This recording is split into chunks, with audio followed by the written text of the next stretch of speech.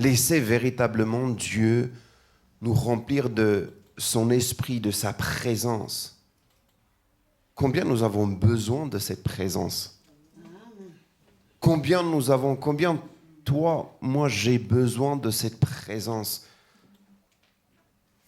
Parce que trop facile, trop facile, on sort, on tombe, on oublie, ou on est comme désorienté, déstabilisé. Le courant de la vie nous emporte aussi facilement. Et par moments, on perd le regard, on perd le focus, on perd nos yeux sont comme... On ne sait plus qui regarder véritablement, alors qu'il est là, il est présent. Et nous, on regarde dans une autre direction et là, on commence à tomber. On n'est plus sur l'eau, mais on commence à tomber. On est comme tiré vers le bas. On n'est plus porté par la parole, mais on est tiré vers le bas. Juste parce qu'on a dévié notre regard de notre Seigneur, alors qu'il nous a dit « Marche, viens à moi ». Pas besoin de regarder droite, gauche. Viens à moi. Je te regarde. Regarde-moi. Je suis là.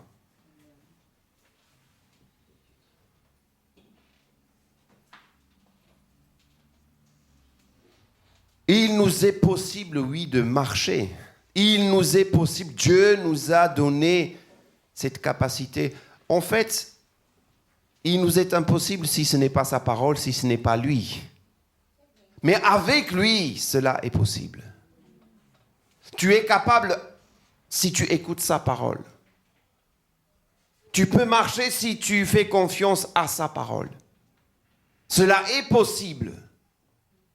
Tout devient possible une fois qu'on met notre confiance en lui et nous écoutons et nous obéissons à sa voix.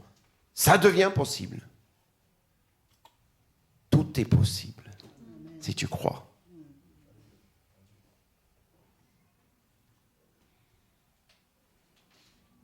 Si tu mets ta confiance en celui qui est tout-puissant.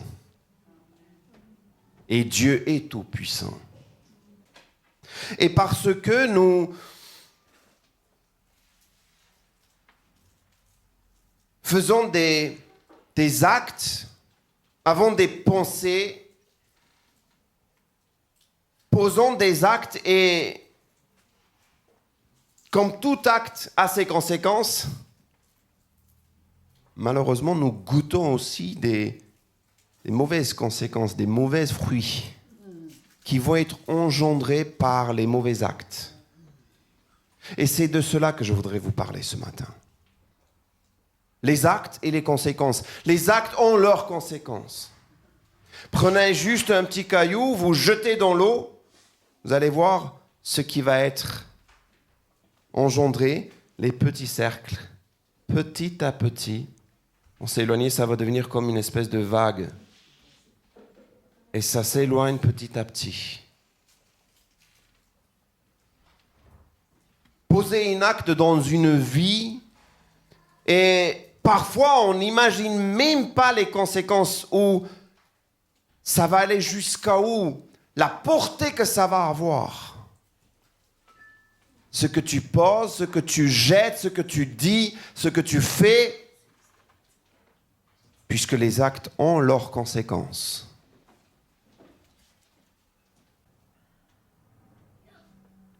Si nous pensons que nos actes n'ont pas de conséquences, si nous pensons que même nos pensées n'ont pas de conséquences, je pense que tôt ou tard, on va être surpris.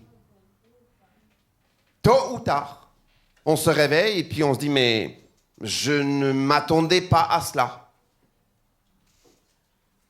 En réalité, ou bien on est dans le déni, ou bien on se dit « ça ne va pas m'arriver ». Mais en fait, ça arrive à toute personne. Toi, moi, je ne suis pas plus fort que d'autres.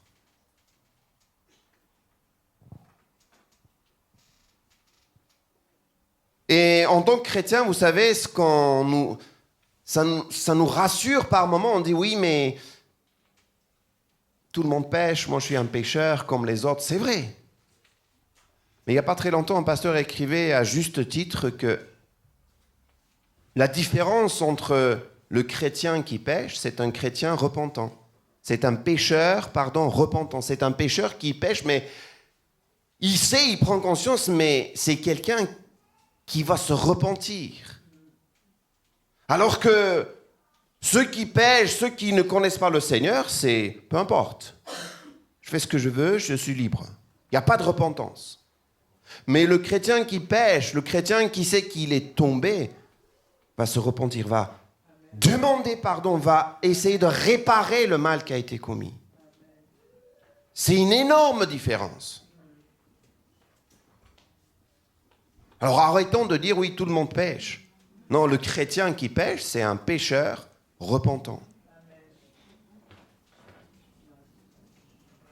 Sinon, on parlait encore jeudi, sinon on fait comme tout le monde. Alors, quelle est notre différence? Comment montrer la lumière? Comment être différent? Non, le chrétien va demander pardon et va essayer de réparer, va demander de l'aide de Dieu. Spirituellement, tu ne te sens pas bien. L'Esprit Saint te montre que tu n'es pas bien. Il y a quelque chose qui a besoin d'être réparé, restauré, reconstruit. Tu as besoin de lui.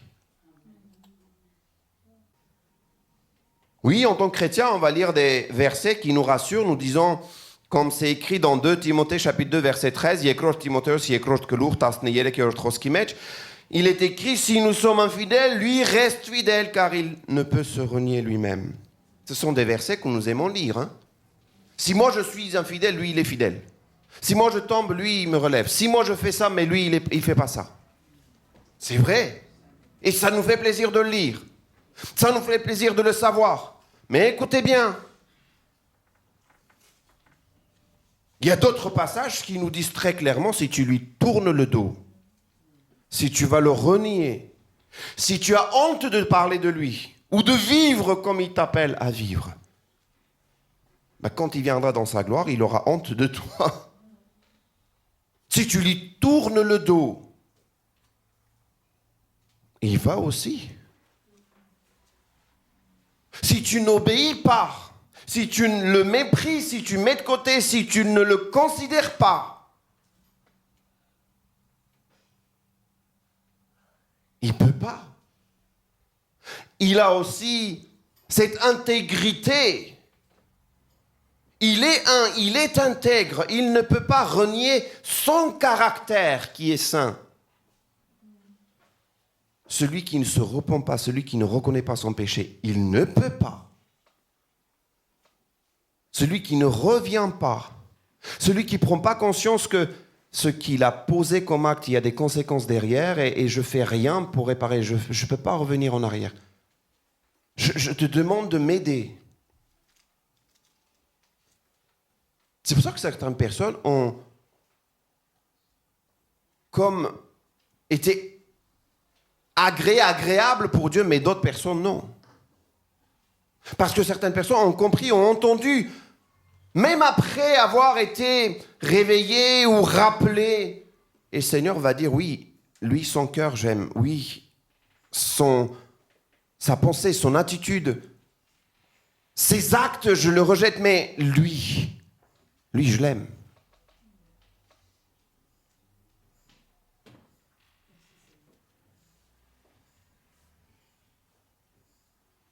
Je propose de voir quelques scènes, quelques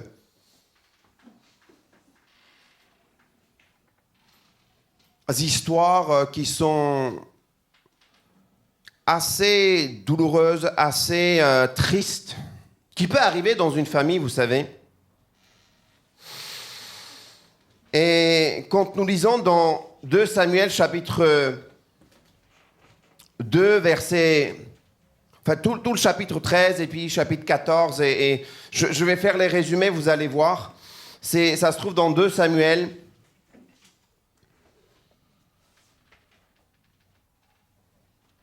Et on va voir que oui, les actes qui ont été posés, il y a des conséquences derrière. Mais au départ, on ne comprend pas beaucoup qu'est-ce qui arrive. Pourquoi tout cela?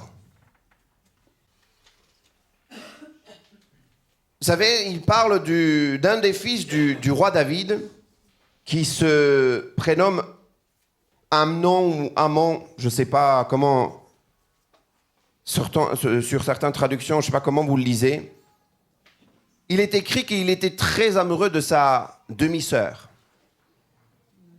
Tamar. Tellement amoureux, la Bible nous dit, il est tombé amoureux. Limite, il était malade, il l'aimait tellement. Il ne sait pas comment faire parce qu'il l'aime. Vous savez, parfois, il y a des personnes qui disent c'est maladif, je ne sais pas quoi faire, comment faire. Tellement je suis tombé amoureux. 2 Samuel chapitre 13. Et la Bible nous dit, quelqu'un est venu lui conseiller et dire comment tu dois faire pour arriver à tes fins. Et Amnon ou Amnon en tout cas, ce fils, va écouter les conseils de quelqu'un qui va lui dire, écoute, fais comme ça. Juste montre comme si tu étais malade. Et puis tu dis à ton papa d'envoyer ta demi-sœur. Et puis à un moment donné, tu profites de l'occasion.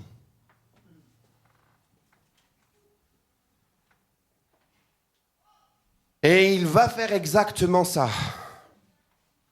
Et il va violer sa sœur.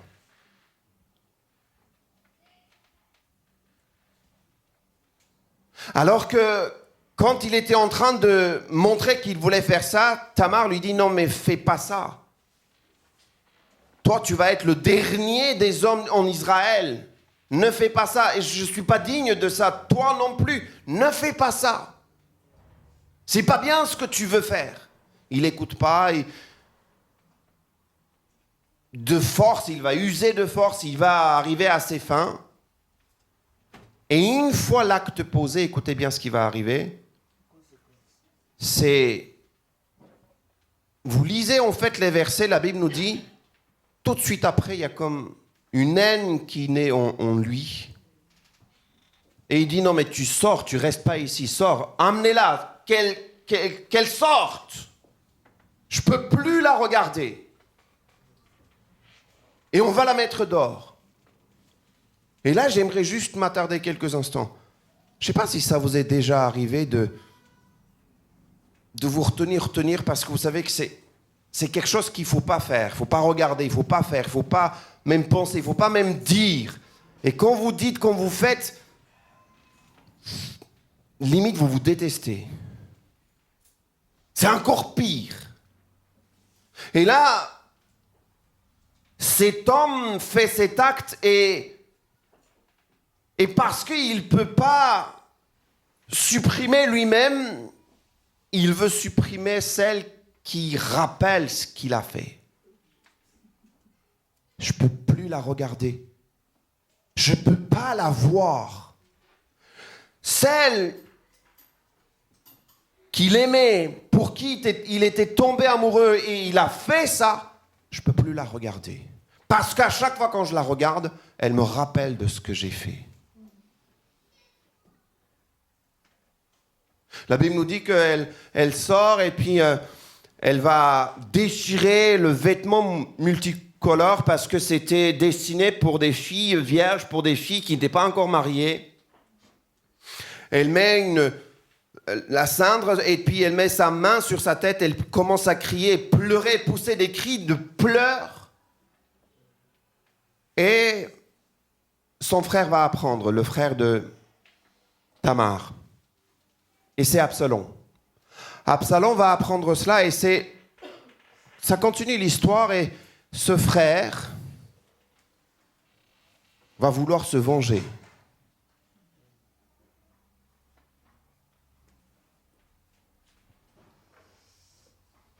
Quand nous lisons les textes, nous nous disons, mais en même temps,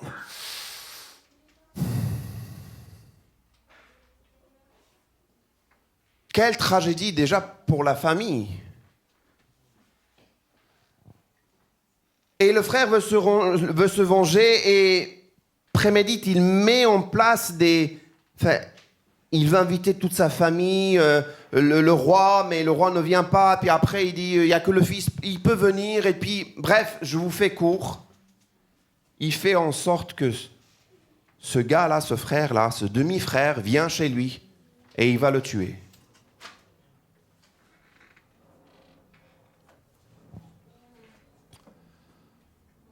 Il va le tuer et vous imaginez bien, le roi apprend tout cela. Il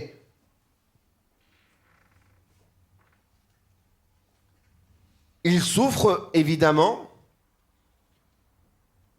Absalom va fuir de regard du roi, il va partir. Et quand nous lisons les chapitres, nous disons, mais quelle triste histoire.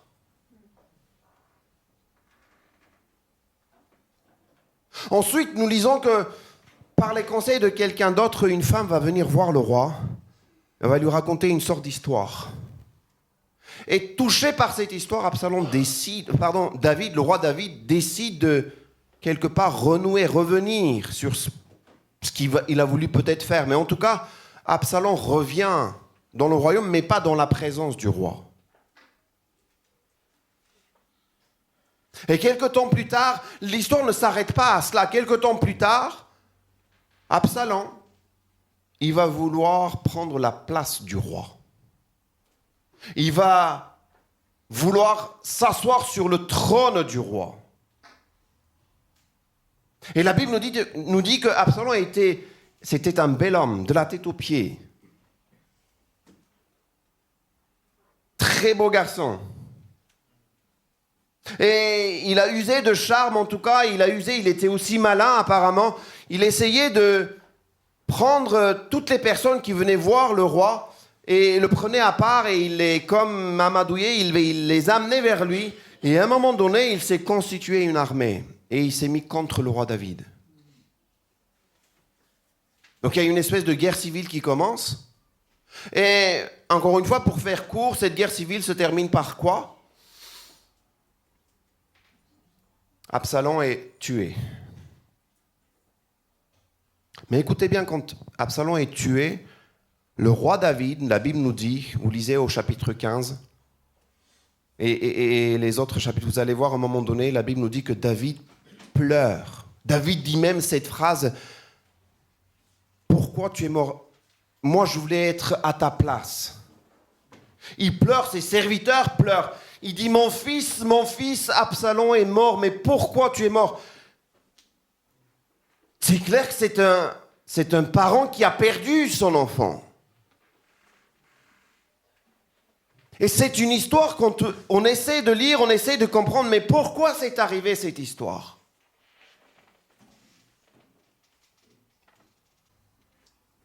Vous savez, quand on lit et quand on revient au chapitre 12, nous allons voir que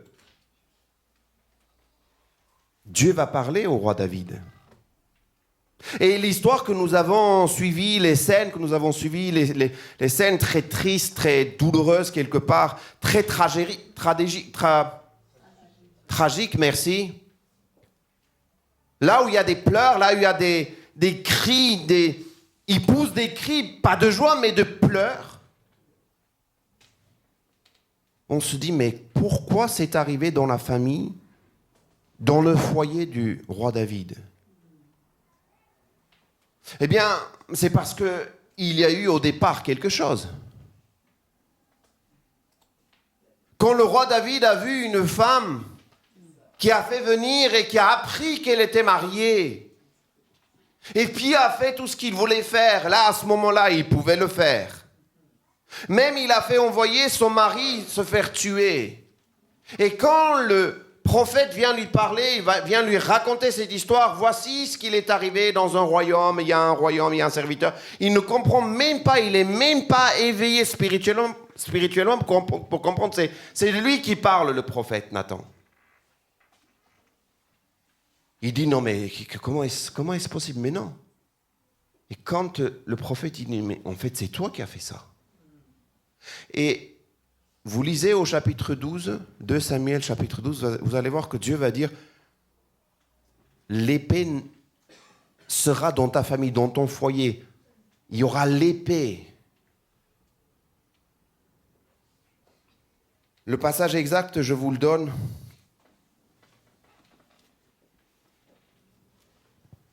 « 2 Samuel chapitre 12, versets 9 et 10. « Pourquoi donc as-tu méprisé la parole de l'Éternel ? En faisant ce qui est mal à mes yeux. Tu as tué par l'épée Uri le Hittite. Tu as pris sa femme pour faire d'elle ta femme, et lui, tu l'as tué sous les coups d'épée des Ammonites.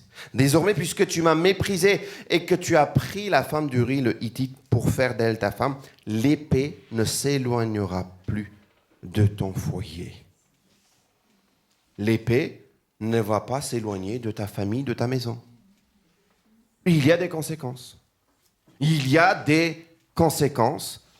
Il y a un acte, il y a quelque chose qui est fait. Derrière, il y a des conséquences. Ça n'arrive pas comme ça. Dans la famille du roi David, Absalom ne s'est pas décidé. Ça ne vient pas comme ça.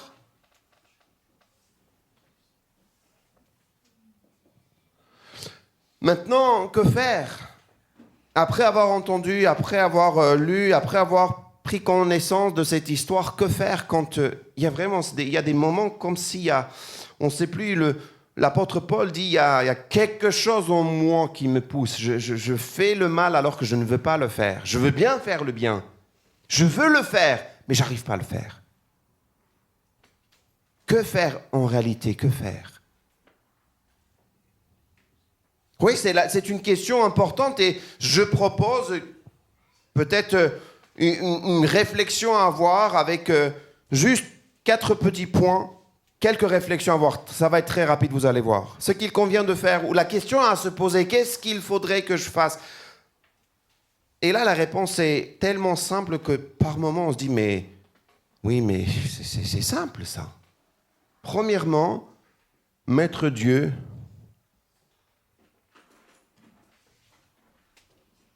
à la première place, partout, sous tous les aspects de la vie. Dieu en premier. Mais prendre conscience que tu le mettes ou pas, en fait, Dieu est déjà là. C'est-à-dire prendre conscience que Dieu est là, Dieu est présent. Mais en fait, une chose est de savoir que Dieu est là, et une chose est de la mettre, de la positionner, de savoir qu'il me regarde et que je lui dois, ce sont 2 choses différentes. Mais il y a une autre réalité, c'est que mettre Dieu en premier et prendre conscience qu'il faut la mettre en premier, ça c'est trop facile à dire, mais très difficile à faire. Je sais qu'il faut mettre Dieu en premier, je sais qu'il faut respecter, je sais qu'il faut obéir, mais c'est très difficile à faire, n'est-ce pas?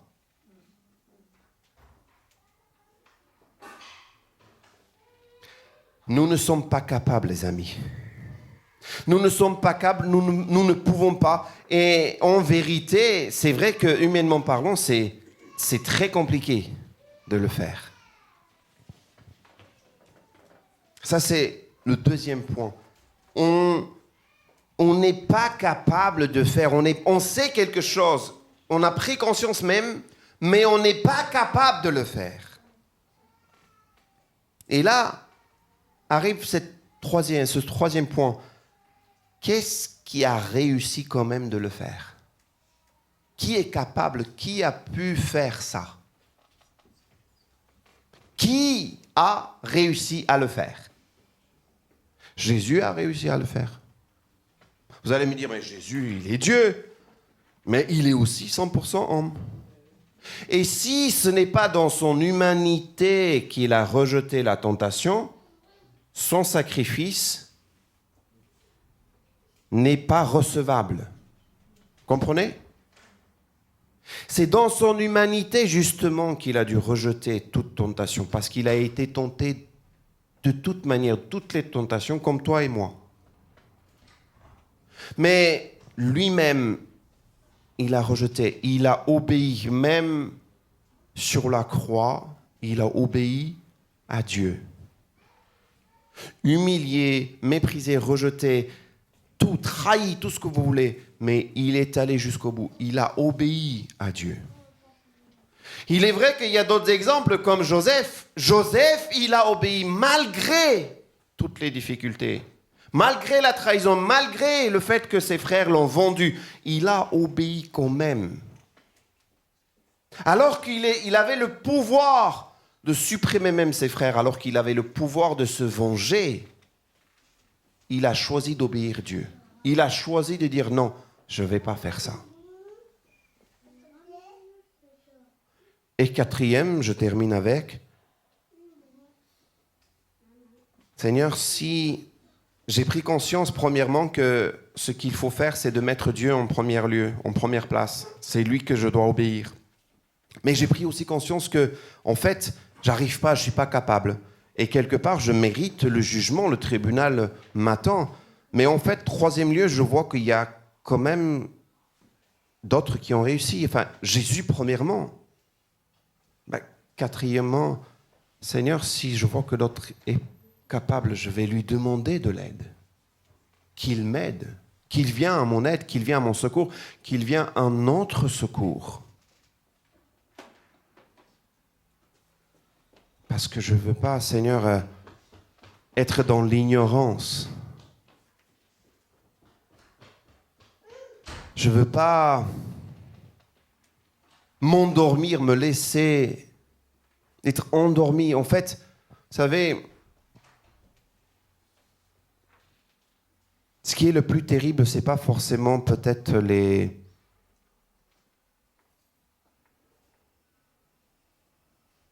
attaques ou des épreuves. Je crois que ce qui peut être encore pire, c'est quand nous sommes dans l'ignorance. Quand nous ne savons pas, quand nous ne connaissons pas, quand nous ne réalisons pas, quand nous...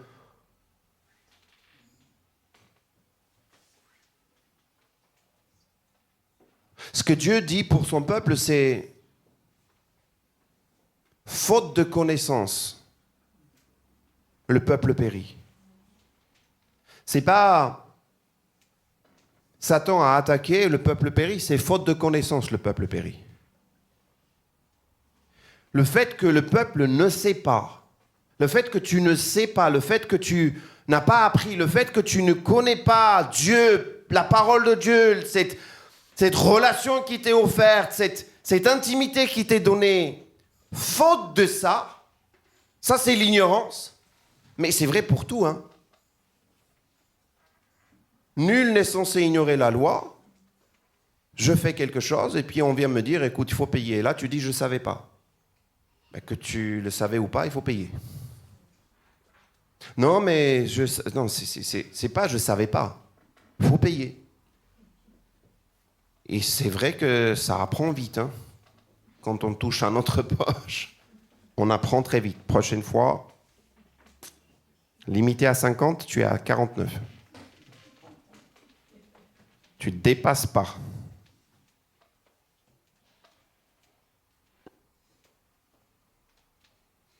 Cela est vrai dans tous les domaines. Hein. L'ignorance fait des ravages. L'ignorance ne nous aide pas. Et dans le monde spirituel, nous avons besoin de connaître. Et ce que je vois, c'est que on a tout. En vrai, on a encore beaucoup plus que il y a 100 ans, peut-être il y a plusieurs siècles, il y a 2000 ans. Nous avons toutes les traductions, je veux dire, il y a tellement de commentaires, il y a tellement de prédications, il y a tellement de possibilités, il y a la liberté même. Mais nous sommes encore ignorants. Nous ne cherchons pas à connaître.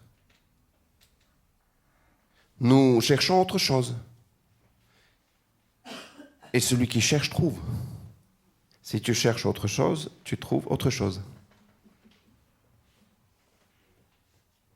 Alors que Dieu est venu te chercher, toi, et te trouver, toi. Il a donné son Fils pour toi, pour que tu puisses être retrouvé et sauvé par lui.